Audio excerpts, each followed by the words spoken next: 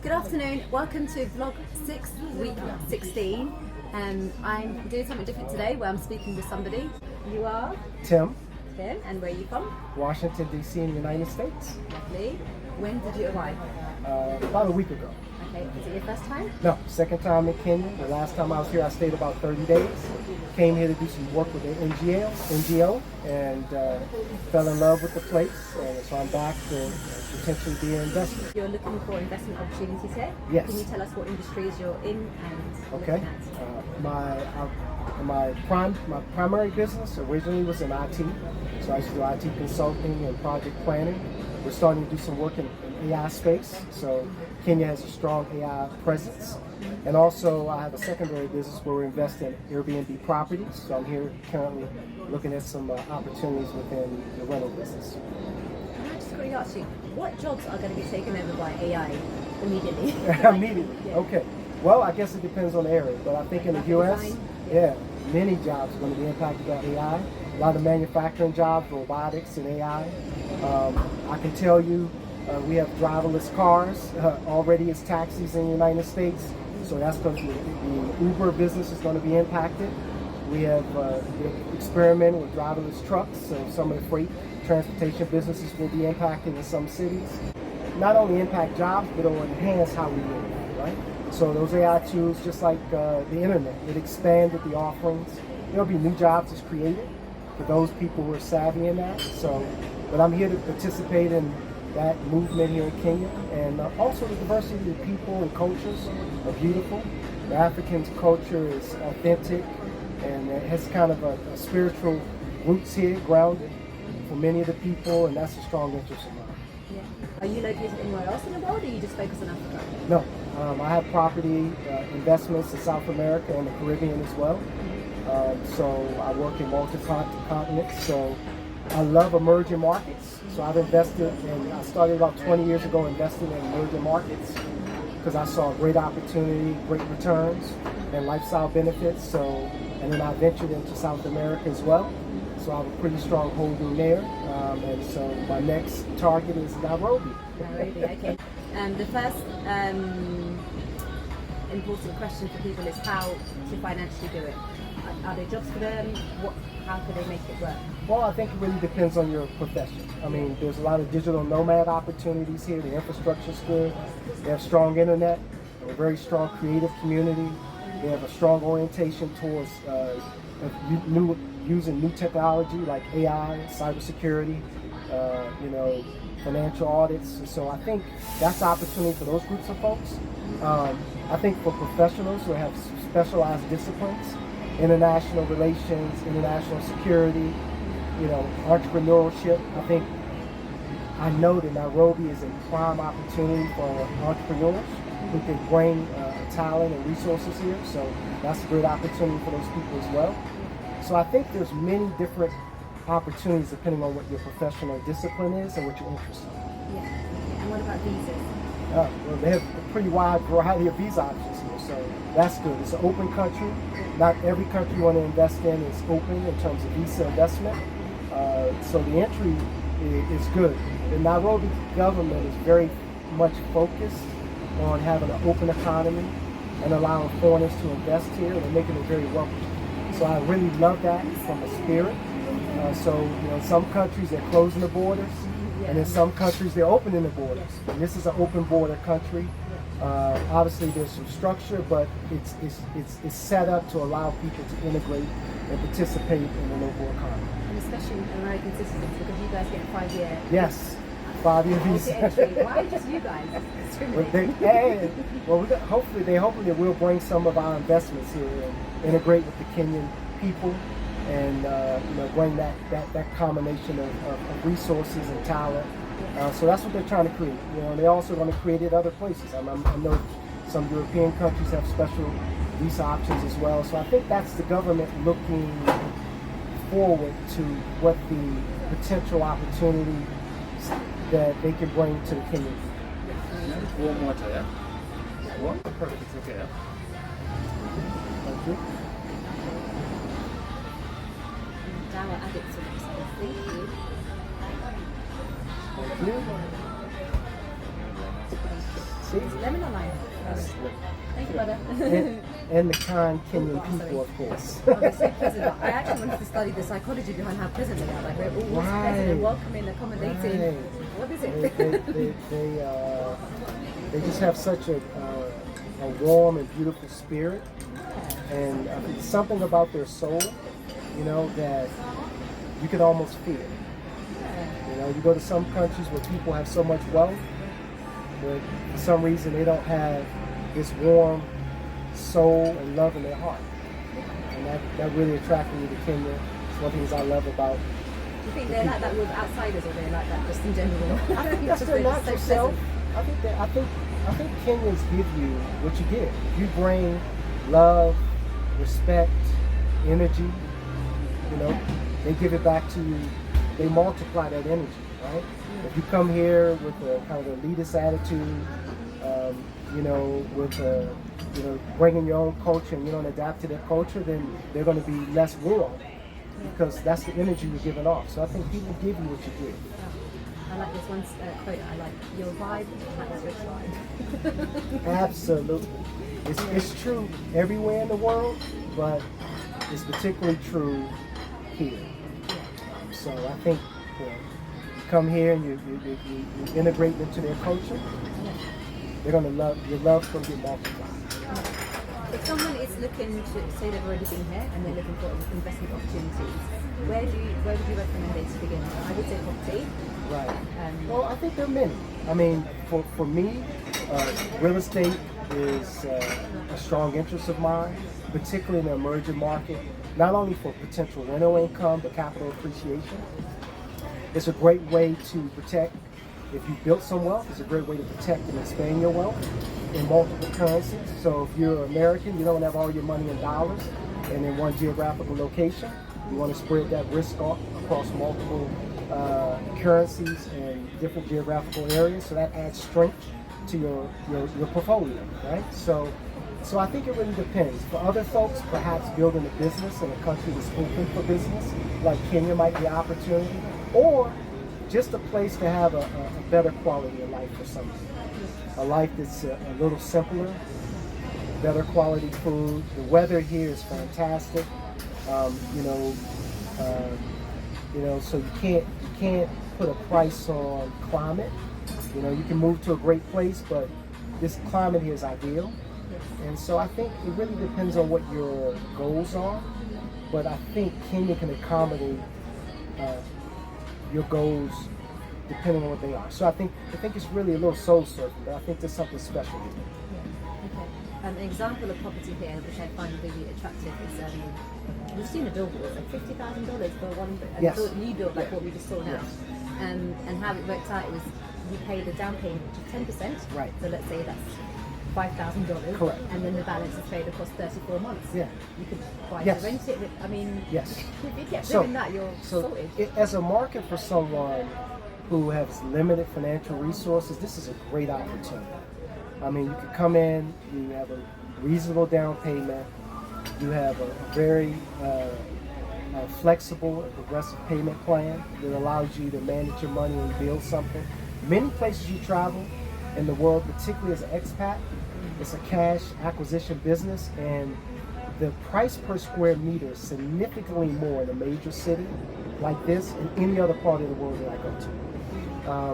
So the ability to buy a piece of property, quality piece of property in a highly desired area is really affordable. And I don't think it's going to maintain long. You don't think it's going to stay long? No. The prices are not going to stay? No. Yeah, it's like how Dubai started. No. Dubai wasn't Yes. like that, is it? Yeah. So I can give you one example. I bought in a South American country.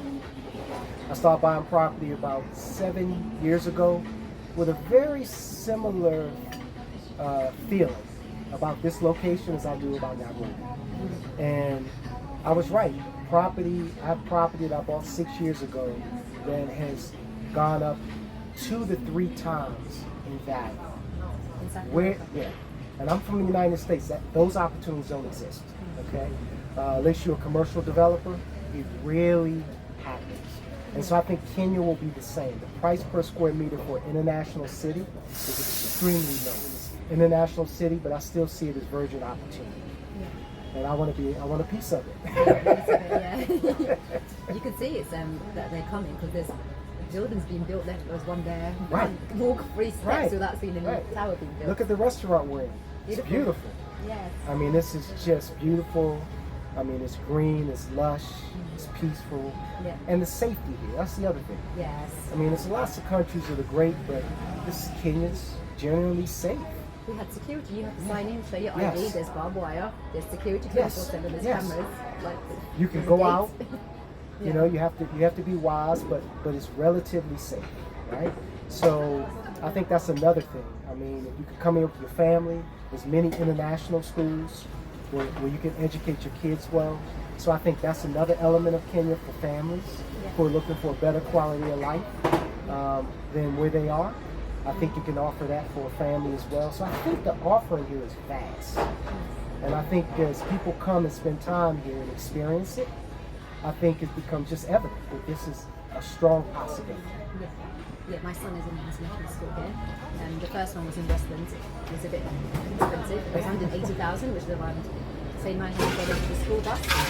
But I found, just to give everyone an example of the prices, I found another one which is 50,000 shillings, which is about $300. Wow. So, and I'm sure you can get cheaper and you can get more expensive. Yeah. To give an idea, and my apartment is about $500 a month. Wow. Where are you going to get that? I'm from Washington, and it has D.C. a pool and stuff. It doesn't exist where I'm from. Right? Yeah. I mean, it's just, those opportunities don't exist. I mean, we have, if you buy a condo fees in America for a nice apartment is $1,500 a month just for the condo fee. Are you leaning towards the buying to let or buying to Airbnb or buying to service apartment? Right. Well, I think initially I want something that definitely has an Airbnb option.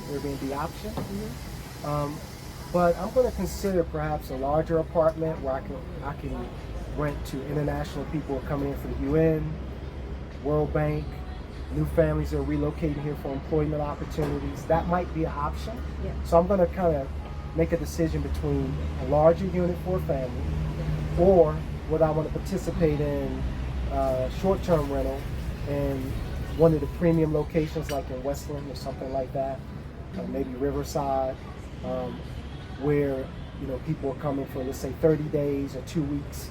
So I'll consider that, but my instinct right now is potentially focusing on maybe the family option. But I'm going to make that decision later. I think it was your recommendation. So yeah, especially if it's next to a school, they're not going to go anywhere. With the Airbnbs, I mean, you might get dry months. Right. Like now, not many people are traveling, are they? Yeah. But I think, but the thing about Airbnb is people are coming here for the lifestyle, for vacation. Yeah. And so, as more people come here for business, I mean, the Airbnb market is going to get expanded. If you look at the investment in hotels, the Marriott, the Hilton, these large brands are not building significant hotels here. They don't know that the market's here.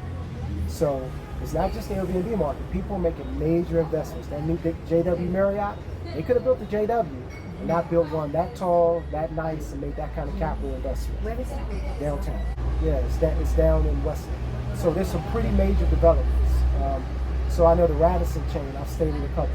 Really, really nice. I mean, I'm staying at the hotel and the business climate the hotel's full of business professionals doing business. This season? Yes. I thought this rainy season Airbnbs would be empty. On the business side, people are coming. So I think there's a market and people are coming. So if you just really look at the market and you just go stay there and you wake up in the morning, it's like, wow, people are dressed nice, they're energetic, they're here for business, they're excited, and they're coming in pretty large numbers. So I think that's going to continue and it's going to increase. Yeah, and bookings.com, there's an option if you're traveling as a tourist or Yes, for business. absolutely. So I guess you can market it in places like Absolutely. that. Okay, cool. And I think investing in like food, entertainment is also attractive, Yes. especially because the prices, like the menu prices are similar to the West. Right. But then the overheads, like the rent and the staff wages, so the profit margin is ridiculous. Yes. Because you're paying like Yes. 20,000 shillings for staff, but then charging $15 for a burger. Absolutely. There's opportunity. But I mean, that's more for maybe people who are new to Nairobi or expats who are traveling here. You know, for them, you know, that's still a good value.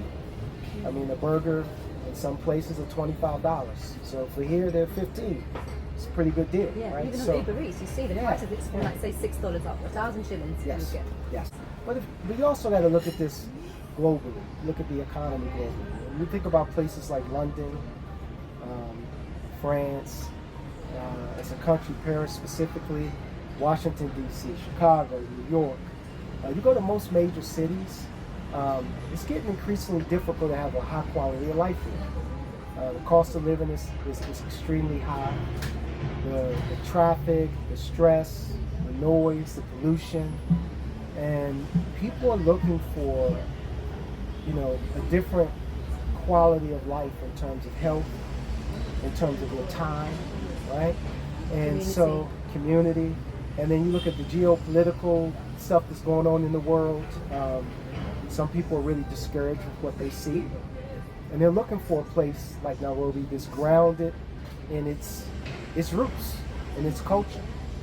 And so I think this is going to be, for those groups of people, this could be a real opportunity for them to enhance the quality of their life. And I think you have to put that in perspective. You know, that why are so many people interested in Nairobi? You have to understand, you know, the environment that they live in. You have to understand what they're looking for. And, you know, people are going to be forced to make some tough decisions about the quality of life in terms of affordability. In the United States, very few people can retire. There's no pensions. So you have people who really can't figure out how they're going to ever stop working in their, you know, retirement age years. So a place like this becomes a real option. Yeah. Yeah. When I was leaving an Englishman said to me, I told you earlier, he said, well, you made a great decision. This place is a sinking ship, love. Okay, so let me go back to how. If they haven't got a job here or they haven't got a business here, is it best to maybe save up for a few months? Absolutely. For you and your kids if you have, and then figure out when you get here? Yes. Well, I think, you know, you definitely want to have some source of income. You want to build some way to have passive income. I mean, one way I do it is through, you know, investment in real estate and businesses. So that's one way. But some people in some countries, you know, they have, you're older, you might have Social Security benefits from the government, you might have a pension from your government, and a small pension here goes a long way.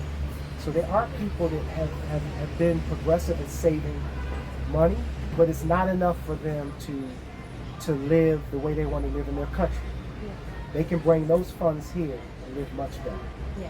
They can, I mean, just in terms of, you know, having a maid or helper or cook, you can have that here.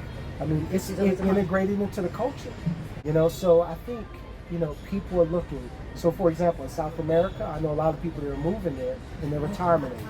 People who retired from, you know, public service jobs, Social Security, maybe they were in the armed forces, right, military, and their military pension provides a very comfortable, quality lifestyle in a place like Nairobi.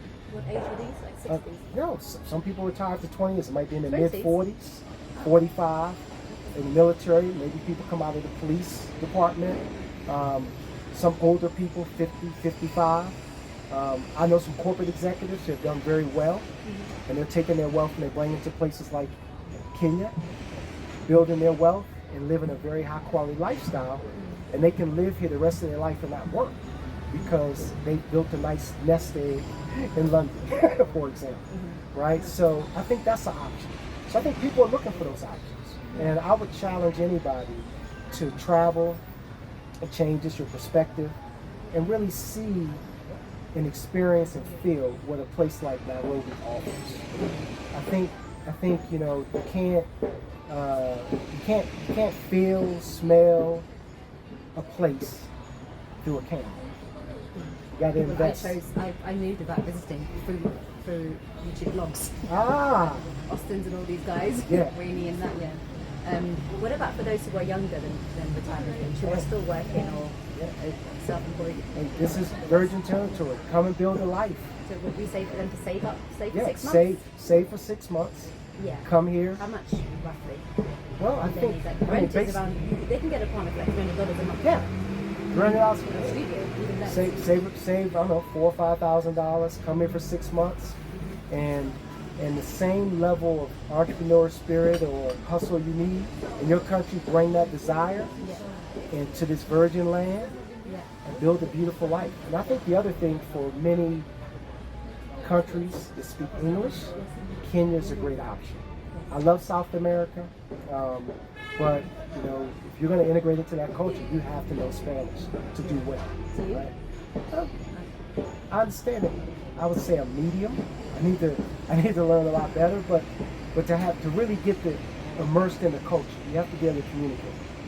So if you have that as a base, I mean that makes your entry into Kenya a much easier transition, and people are welcome. It's easy to meet, and that also is great as well. And you'll be surprised at the skill sets. And you think you're coming here like a kind of superior, but Yeah. really there's people who are Yes, very Really? bright, yeah, international creative, culture, creative. entrepreneurial. Yeah, I mean, look what oh, they're building. How This is beautiful. it's beautiful. Yeah. So, Yeah, thank you. Thank you for your time. I'm going to ask, how can people get hold of you? Instagram, email, if they want to talk to you about property or investment. so you can hit me on my Instagram. What's my Instagram? I'll put it on the screen as well. Cool. Okay, cool. Oh, thank you for your time. Thank you. That's it.